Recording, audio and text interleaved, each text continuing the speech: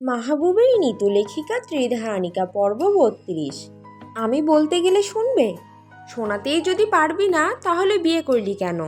তুই খুব তর্ক করিস ইদানিং। ইথিসা পিঠে হাত বুলালো মাহবুবের। তোরা দুজন খুব সুখী হবি দেখিস। মাহবুব হাত সরিয়ে দিল ইথিসার। আমার সুখ চায় না ইথি। তাহলে কি চাস? জেদ ভেঙে একবার আমাকে ওর কাছে ডেকে নিব শুধু, তারপর সারা জীবন অসুখী থাকতেও আমি রাজি। ইতিশা চলে যেতে যেতে চেঁচালো, এখন আর চাইলেও তুই অসুখী থাকতে পারবি না ভাইয়া। তোর এখন থেকে অন্তত সুখের দিনের শুরু। নাস্তা করতে এসে মাহবুবের মনটা আরও খারাপ হয়ে গেল। নিতু গাঢ় নীল তাঁতের শাড়ি পরেছে, গলায় সুন্দর একটা ভারী নীল পাথরের নেকলেস, কানে সাদা মুতির ঝোলানো ঝুমকো, চুল একপাশে করে ছাড়া।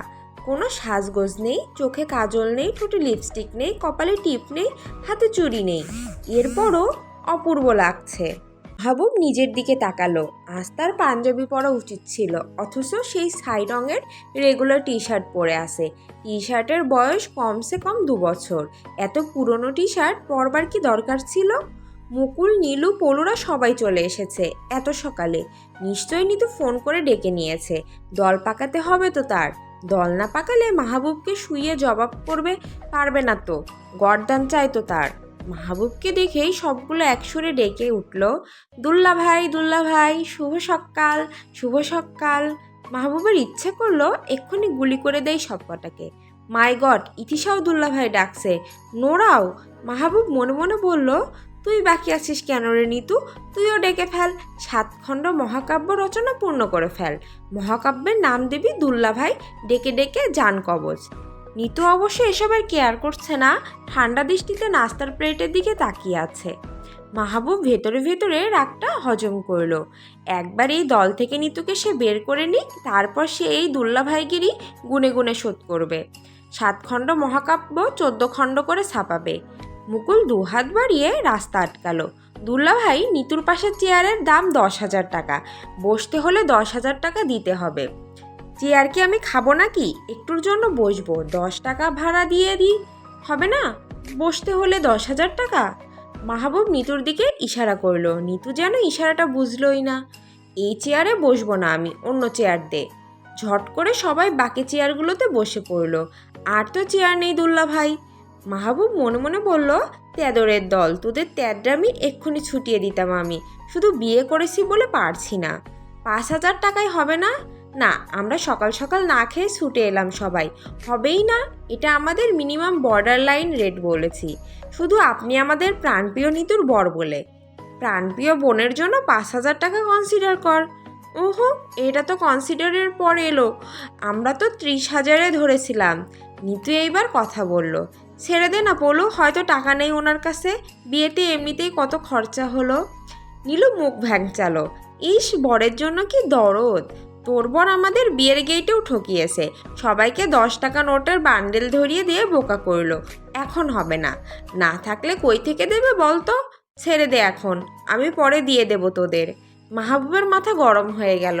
ইস, টাকা নেই বলে মাহবুবকে দয়া দেখানো। কারো দয়া চায় না সে। যে বউ বাসর রাতে মাহবুবকে সামান্য একটা চুমু খায়নি, তার কাছ থেকে কোনো ফেভার নেবে না সে। যা, তোদের 10,000 সই দে, বসতে দে। মাহবুব চেয়ারটা টেনে নিতুর বেশ ঘনিষ্ঠ হয়ে বসলো। দাম দিয়ে বসছে সে, দূরে কেন বসবে? নিতুর গা থেকে মমা করা মিষ্টি গন্ধ আসছে। মাহবুব লম্বা নিঃশ্বাসে শুকলো, মনে মনে বলল, কর কর, এভাবেই আমার মাথা নষ্ট করে রাখ। মাথা নষ্ট করে না রাখলে রাজত্ব পাবে কি করে? জাদুটোনায় লোকে আগে রাজাকে পাখি বানিয়ে রাখতো। তুই তোর এই আগুন ঝরা মুহূর্তে প্রণা করে ফেলামাই, তোর ইশারায় পুতুল করে রাখ। তোর এই মিষ্টি গায়ের গন্ধ, এই তোর শাড়ির আঁচল, এই তোর ঘাড়ের কাছের গাঢ় তিলটা, এই যে ঠোঁটের কোমলতাটা, এই সব তো হচ্ছে তোর আমাকে বশীকরণের মন্ত্র। টোনা করে মাছের পোনা বানিয়ে ফেলামাই, তারপর নিয়ে পুকুরে ছেড়ে দিয়ে আসিস, ব্যাস, মনোবাসনা পূর্ণ। নীলু বলল, নাস্তায়ও শর্ত আছে, একজন আরেকজনকে খাইয়ে দিতে হবে। নিতু সঙ্গে সঙ্গে বলল, আমি পারবো না, ইম্পসিবল। নীলু নাক কুচকালো, ইস ঢং, বললেই হলো, 100 বার খাওয়াতে হবে। সবাই সঙ্গে সঙ্গে সুর মেলালো, অফকোর্স খাইয়ে দিতে হবে। আমরা মিষ্টি মুখ করা দেখিনি, আয়নায় মুখ দেখা হয়নি, বিয়ে যা যা বাকি ছিল আর সব হবে। মাহবুব মনে মনে বলল, মূলটাই তো বাকি রয়ে গেছে রে গাধার দল। বিছানার ফুল বিছানাতেই শুকালো, কারো গায়েই তো ছোঁয়া লাগলো না ফুলের। গড়াগড়ি করা হলো কোথায়? অবশ্য মাহবুব ভেবে রেখেছে সে রিসর্টে সে যাচ্ছে, সেখানে সে ঘর সাজানোর কথা বলে রেখেছে। ফুলসজ্জায় পই পই করা সব উসুল চায় তার। এত সহজে হার মানার পাত্র সে নয়। আর মাত্র কটা দিন বাকি, এমন তৃষ্ণায় মরে মরে কাটিয়ে যেতে পারবে না সে। নে ভাইয়া শুরু কর, নিতু হা করো তো। মাহবুব ইথিশাকে চোখ রাঙালো, যাতে মনে হলো এই ভেড়ার পালে তুই জুটেছিস কেন, তুইও কি ভেড়া? ইথিশা উল্টো চোখ রাঙালো। মাহবুব রুটি ছিঁড়ে তাতে গোস্তের ঝোল মাখিয়ে নিল। নিতুর মুখের কাছে নেওয়ার আগেই পলাশ সরিয়ে দিল। ঝাল দিয়ে শুরু করা যাবে না দুল্লা ভাই, অফকোর্স মিষ্টি আইটেম হতে হবে। মাহবুব রুটি রেখে মিষ্টি নিল চামচে। ওহো, চামচে হবে না, হাত দিয়ে দিতে হবে। মাহবুবের ইচ্ছে করলো কাঁটা চামচ দিয়ে খুঁচিয়ে পলাশের মুখ ভুঁচকে দেয়। মাহবুব মিষ্টির রসে হাত মাখামাখি করে মিষ্টি নিল। নিতুর মুখের সামনে ধরতেই নিতু মুখ সরিয়ে নিল। মাহবুবের ইচ্ছে করলো ঠুসে দেয় মিষ্টিটা। নিতু একেবারে নিবি না কিন্তু।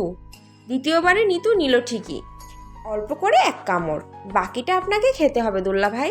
মাহবুব খেয়ে ফেলতেই নীলু আবার চেঁচালো, নিজের হাতে খেলে হবে না, নিতুর হাতে খেতে হবে। নিতু এবার তোর পালা, খাওয়া দুল্লা ভাইকে খাওয়া। মাহবুব মনে মনে বিশেষ আনন্দ অনুভব করতে লাগলো। নিতু তার মুখে মিষ্টি দেওয়া মাত্র সে নিতুর হাতে কামড় বসিয়ে দেবে। আলতো কামড় না, দাঁত বসানো কামড়। মাহবুবের আনন্দে গুড়ে বালি হয়ে গেল। নিতু জুসের গ্লাস হাতে নিল। মাহবুবের মনে হলো সে এই পৃথিবীর সব থেকে বোকা। সে কেন জুসের গ্লাসটা তখন নিল না? গাধার মতো হাঁটাঠা করে মিষ্টি নেওয়াটার কি দরকার ছিল?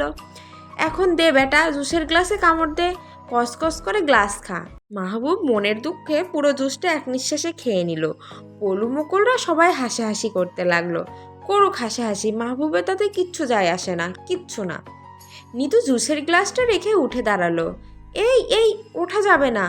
মাহবুব টেবিলের নিচে শাড়ি খামচে ধরল নিতুর। মনে মনে বলল, 10,000 টাকা দিয়েছি পাশে বসার বিল, এক গ্লাস জুসে তো বাবু আমি তোমায় ছাড়বো না। নিতু রাগান্বিত চোখে তাকালো। মাহবুব জোরে জোরে শাড়ি টেনে ধরলো। নিতু অসহায়ভাবে ইশারা করলো মাহবুবকে। মাহবুব এবার আরও জোরে টানলো। নিতু ধাপ করে বসে পড়লো। ওহ, শাড়ি খুলে গেছে বেচারির। নিতু ফিসফিস করে বকলো মাহবুবকে, এত অসভ্য আপনি, সব সময় টানাটানি। মাহবুব মনে বিশ্বজয় করা আনন্দ পেল। তার 10,000 টাকার সব শোধ হয়ে গেছে, আর নাস্তা করতে হবে না। মাহবুব চেঁচিয়ে ডাকলো সবাইকে, তোদের লিডার কেড়ে, ঘরে আয়, টাকা নিয়ে যা। নিতু শাড়ির কুচি ধরে আহত ভঙ্গিতে তাকিয়ে রইল মাহবুবের দিকে। মাহবুব তাকিয়ে চোখ টিপল। মনে মনে বলল, গতকাল রাতের ব্যাপারটা আমি কোনোদিন ভুলবো না রে নিতু। এই শাড়ি আমার তো কাল রাতে খোলার কথা ছিল, তুই তো সুযোগই দিলি না। রিসিপশনের এক ফাঁকে মাহবুব ডেকে পাঠালো মাকে। শাহিদা ভীষণ বিরক্ত হয়ে ছুটে এলেন। ঘরে এসো, বাইরে বলবো কি করে? ঘরে আসবো মানে কি এমন কথা? মা, আগে আসো তো। মাহবুব হাত ধরে টানলো মায়ের। মা, তোমার ভাইজিকে বলেছো হানিমুনের কথা? না। আশ্চর্য, রাত 7:30টায় বের হতে হবে, এখনো বলনি? তোমার ভাইজি যদি ওর বাবার গলা ধরে কাঁদতে কাঁদতে বাপের বাড়ি চলে যায়? গেলে যাবে, আমি নিতুকে এ ব্যাপারে কিচ্ছু বলতে পারবো না। বলতে হবে মা, সহজ একটা কথা, দাও আমি কাগজে লিখে দিচ্ছি, মাত্র কয়েকটা শব্দের বাক্য। নিতু, তুই আজ রাত 7:30টায় মাহবুবের সঙ্গে হানিমুনে সিলেট যাবি, ব্যাস। এই কয়েক শব্দের বাক্যটা তুই গিয়ে বল। তুই হানিমুনে যাবি, তোরই তো বলা উচিত, আমি তো আর যাচ্ছি না। আমি বলার সুযোগ পাচ্ছি না। সুযোগ বের কর, আমাকে বিরক্ত করবি না। আমার সব স্কুল কলেজের ক্লাসমেটরা এসেছে, আমি এমনিতেই খুব ব্যস্ত। কতদিন পর দেখা হলো। তোমার ছেলের হানিমুনের থেকে তোমার বন্ধুবান্ধব বড় হয়ে গেল। তোর হানিমুন তোর কাছে বড়, আমার কাছে আমার ক্লাসমেটরা বড়। তোর হানিমুন দিয়ে আমার লাভটা কি? ইথি হানিমুন করে এলো, এসে আমার গলার নোড়া বেঁধে দিল। এখন তুই হানিমুনে গিয়ে সে কি বেঁধে দিস কে জানে। মা, নিতুকে বিয়ে করার আগেই আমার বোঝা উচিত ছিল, যার ফুফি এত বাঁকা সে নিজে তো মহাবাঁকা হবেই। আমি তো চিন্তা করছি আমার ছেলে মেয়ের ভবিষ্যতের কথা। আমার ছেলে মেয়ে যদি তোমার আর নিতুর মতো বাঁকা হয়, আমি চলবো কি করে? ছেলে মেয়েকে তো ঠিক করে মানুষই করতে পারবো না। শাহিদা মাহবুবের মাথায় ঠাস করে একটা চাটি মারলেন। তোর মতো ঝগড়াটে ছেলে আমি কি করে পেটে ধরেছিলাম? সারা জীবন কারোর সঙ্গে টু শব্দটি করিনি। আর তুই নাই কথাই সাই করে ঝগড়া বাঁধিয়ে ফেলিস। তোর সঙ্গের যারা কোর্সমেটরা এসেছে সবাই যদি একবার এই আসল তোকে দেখতো। আমি ঝগড়া কই বাঁধালাম? বিয়ে করে বউ নিয়ে একটু হানিমুনে যাব, সোজা সরল মধুর কথা। এতেও তুমি ঝগড়া দেখলে? মাগো, এই 2 দিনে তুমি এত বদলে যেতে পারলে? ভাইজি এলো বলে? শাহিদা চোখ রাঙালেন। চুপ, একদম চুপ। বউয়ের জন্য সারাক্ষণ ভ্যান ভ্যান। সি, আর একবার যদি হানিমুনের কথা বলিস আমার সঙ্গে, তোর সঙ্গে আমার কোনো কথা নেই। মাহবুব অসহায় কণ্ঠে বলল, নিতুকে একটুর জন্য ঘরে ডেকে দিয়ে যাও মা, একটুর জন্য। শাহিদা শুনলেন না। মাহবুব মনে মনে বলল, মাগো, তোমার এইসব নিষ্ঠুরতার হিসাব আমি কাগজে লিখে রাখবো, গাড়ি কমা সহ লিখে রাখবো। একবার যদি সুযোগ হয়, এর সব শোধ আমি তোমাকে আর তোমার ভাইজিকে 4 গুণ করে ফেরত দিব। রিসিপশনের পুরো সময়টাতে নিতুকে একা পাওয়া গেল না একটু। মাহবুব নিজেও একা হতে পারছিল না। বন্ধু বান্ধব আত্মীয় স্বজনের হাত থেকে রেহাই পাওয়া গেল না কোনো মতে। শেষমেশ সে ফোনে মেসেজ করলো নিতুর, আজ রাতে হানিমুনে যেতে হবে, সিলেট যাচ্ছি। পাহাড় পাহাড় করে মরে যাচ্ছিলি না? পাহাড়েই যাব। 1 ঘন্টা পরও কোনো রিপ্লাই এলো না। মাহবুবের পাশাপাশি বসে ছবি তোলার সময় এক ফাঁকে জিজ্ঞেস করে ফেলল, তোর ফোন কই রে? কেন? যা জিজ্ঞেস করবো তাতেই তোর প্রশ্ন করতে হবে? উত্তর নেই তাই না? ফোন তো ঘরে, ড্রয়ারে। মাহবুব দাঁতে দাঁত চেপে বলল, মোবাইল ফোন কি সঙ্গে রাখলে তোর কোমর ভেঙে যাবে না চুল পেকে যাবে? মোবাইল ফোন ঘরে। আরে বাবা, তোকে তো কেউ ফোন করতে পারে, পারে না? বল বল। নিতু বিরক্ত স্বরে বলল, ফোন কে করবে? বাবা মা তো এসেছেনই, আত্মীয় স্বজন সবাই তো এখানেই আছেন। কেন আমি করতে পারি না? আমার কথা থাকতে পারে না? আপনার কি এমন কথা যে ফোন করেই বলতে হবে? মাহবুবের ইচ্ছে করলো থুতনি চেপে ধরে নিতুর। মুখে মুখে তর্ক, বিশ্বরানী তর্ক বাগিস, চোখ পাকানি একটা।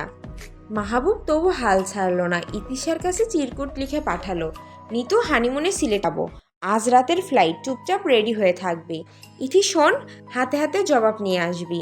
হাতে হাতে জবাব আনতে পারবো না ভাইয়া, জাস্ট পৌঁছে দিতে পারবো। ইতিশার জবাব নিয়ে এলো না। মাহবুব সুযোগ খুঁজতে লাগলো। নিতুকে একা পাওয়া গেল সন্ধ্যার পর। সে ঘরে এসেছে তখন শাড়ি বদলাতে। মাহবুব চট করে দরজা বন্ধ করে দিল। ইথি তোকে কোনো চিরকুট দেয়নি? দিয়েছে তো। ব্যাগ গুছিয়েছিস? আমি তো যাব না মাহবুব ভাই। মানে আমি একা হানিমুনে যাব? পৃথিবীর কোন দেশে তুই শুনেছিস বর একা একা হানিমুনে হয়? কোনো দেশে শুনেছিস বল?